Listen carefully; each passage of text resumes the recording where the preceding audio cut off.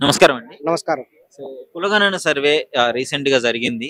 So, దాని మీద చాలా విమర్శలు వస్తున్నాయి. అసలు మీకు కులగణన సర్వే చేయడం రేవంత్ రెడ్డి గారు ఆహ్, ఎ చేపియడం ఇంత ఇంపార్టెంట్ అంటారా? ఎందుకు దాని మీద అంత శ్రద్ధ తీసుకుంటున్నారు కాంగ్రెస్ ప్రభుత్వం? హ్మ్. మన దేశంలో అత్యంత సంక్లిష్టమైనటువంటిది ఒకటేందంటే రిజర్వేషన్ సిస్టమ్. ఈ రిజర్వేషన్ సిస్టమ్ అనేటువంటిది మన దేశంలో కూడా అంబేద్కర్ గారు ప్రవేశపెట్టారు. ఈ రిజర్వేషన్ సిస్టమ్ అనేటువంటిది ఆయన ప్రవేశపెట్టడానికి కారణం ఏంటంటే స్వాతంత్రం రాకముందు మన దేశంలో కూడా కొన్ని కులాలు తీవ్రమైనటువంటి అవమానాలు ఎదుర్కొన్నారు. అంటరానితనం ఉండేది.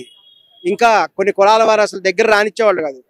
ఇటువంటి పరిస్థితి ఉంది కాబట్టి ఆయన రిజర్వేషన్ సిస్టమ్ అని పెట్టి ఆయన ఒక గొప్ప వ్యక్తి అంబేద్కర్ గారు. ఎందుకంటే ఆయన మహారాష్ట్రకు చెందినటువంటి ఒక కులానికి చెందినటువంటి వ్యక్తి. కానీ ఆయన కేవలం తన కులం అభివృద్ధి కోసం ఆయన చూసుకోలేదు. భారతదేశం మొత్తం కూడా గమనించి ఆయనకు ఉన్నటువంటి కులం స్థాయిలో ఏ ఏ కులాలు ఇబ్బంది పడుతున్నాయో చూసి అన్ని కులాలను కూడా వివిధ బ్లాక్లుగా డివైడ్ చేశాడు.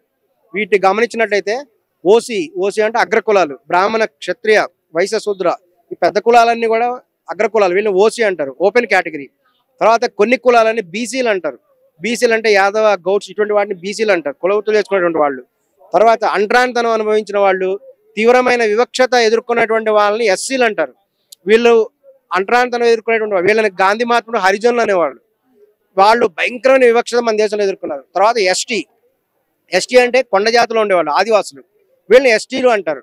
తర్వాత మైనారిటీస్ అంటే మీకు ఐడియా ఉండి ఉంటుంది, హిందూ మతం కాకుండా మిగతా ముస్లిమ్స్, క్రిస్టియన్స్, మిగతా మైనారిటీస్. ఈ విధంగా కూడా ఒక బ్లాక్స్ డివైడ్ చేసి అన్ని కులాలు అందరూ కూడా ఒక గ్రూప్ లా చేశాడు ఆయన. ఇది స్వాతంత్రం వచ్చిన తర్వాత కొనసాగుతూ వచ్చింది. కానీ అంబేద్కర్ కోరుకున్నటువంటి కోరిక తీరట్లేదు. ఏంటంటే ఆయన వివక్షత పోవాలనేటువంటి కోరుకున్నాడు. ఆయన కేవలం ఒక 10 సంవత్సరాలు మాత్రమే రిజర్వేషన్లు పెట్టాలి, తర్వాత రిజర్వేషన్ అనాలిసిస్ చేయాలన్నాడు. కానీ తర్వాత వచ్చినటువంటి గవర్నమెంట్లు కూడా మనకి ఓట్లు రావాలంటే ఏం చేయాలి అనేటువంటి ఉద్దేశంతో ఈ యొక్క రిజర్వేషన్లు పెంచుకుంటూ వచ్చారు. తర్వాత కులాలు అన్ని కూడా ఏం చేస్తున్నారు, వచ్చిన రాజకీయ నాయకులు కూడా అరే మనం ఎలక్షన్లో గెలవాలంటే మనకి ఎవరు ఓట్లు వేయాలి, ఎస్సీ వర్గం ఓటు వేయాలి, బీసీ వర్గాలు ఓటు వేయాలి, సో మనం వీళ్ళని ఆకర్షించాలంటే ఏం చేయాలి అని చెప్పేసి వివిధ పథకాలను కూడా వాళ్ళకు అనుకూలంగా పెట్టడం, ఆ విధంగా చేయడం అనేది కూడా చేస్తున్నారు. రీసెంట్గా కనుక కేసీఆర్ గారి గవర్నమెంట్లో చూసినట్టయితే ఆయన వివిధ వర్గాల ఓట్లు కావాలని చెప్పేసి దళిత బంధు అని పెట్టాడు.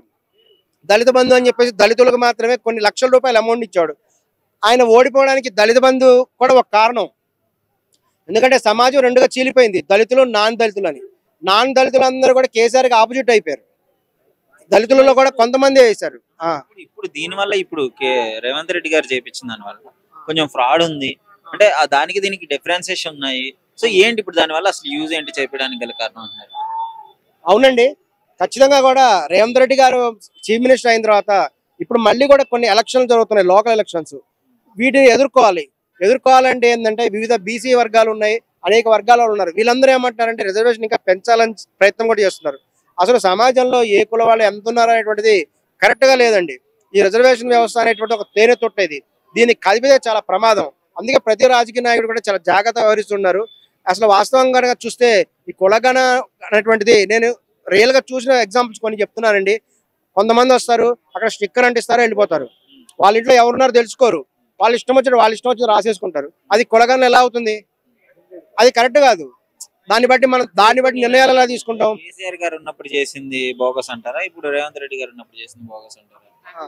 ఇప్పుడు జరుగుతుంది మటుకు కొంత కూడా రేవంత్ రెడ్డి గారు కూడా గమనించాలండి, కొంత బోగస్ ఉంది. ఇప్పుడు కేసీఆర్ గారు ఉన్నప్పుడు ఏంటంటే ఆయన ఆలోచన తీరు వేరు. ఆయన ఏంటంటే కొత్తగా తెలంగాణ రాష్ట్రం వచ్చింది కాబట్టి ఏ ప్రజలు ఎంతమంది ఉన్నారో చూడాలి. కేసీఆర్ గారిని తెలంగాణ పిత అంటారు. ఆయన మొదట వచ్చింది ఏంటంటే ఆయన తెలంగాణ రాష్ట్రం తెచ్చారు కాబట్టి ఆయన కూడా కాంగ్రెస్ సపోర్ట్ తో తెచ్చినప్పటికి కూడా ఆయన ఉన్నప్పుడు చేసిన విధానం వేరు. ఆయన ఏంటంటే అసలు సమాజంలో ఏం జరుగుతుందో తెలుసుకోవాలి అనే ఉద్దేశంతో రియల్ గా చేశారు. కానీ ఇప్పుడు జరిగేదంతా డూప్లికేట్, పూర్తిగా 100% అందులో కరెక్ట్ జరిగిందని ఎవడు భావించట్లేదు. ఇంకా సంఖ్య తగ్గడం ఏందండి, అసలు ఈ విధానాలు ఉన్నటువంటి లెక్కలన్నీ కూడా కాకి లెక్కలు అని కూడా ప్రజలు నమ్ముతున్నారండి. ఎందుకంటే వీటిని బట్టి రిజర్వేషన్లో మార్చాలి కాబట్టి ఈ యొక్క రిజర్వేషన్ లెక్కలో వాళ్ళు ఇష్టం వచ్చిన నెంబర్లు వేసుకొని ఆ విధానాన్ని మార్చాలంటే డూప్లికేట్ గా చేశారని కూడా ప్రజలు నమ్ముతున్నారండి.